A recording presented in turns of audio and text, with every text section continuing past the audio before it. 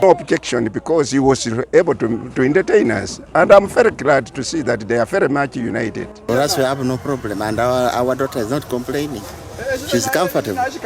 If she had complained, we would say, it's going to be bad, but there's no complaint.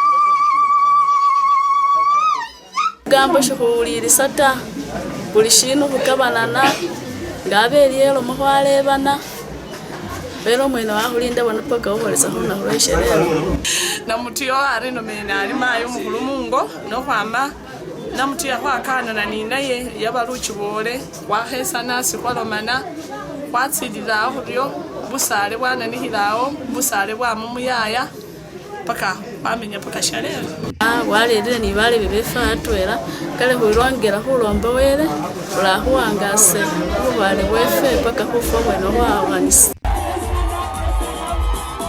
ulimesa yowe imesa tabano kwa no sanga disemes we bushibingo ngakani silemesa bongo no cannot as well reveal that I'm a special man, but surely it's just a blessing from God.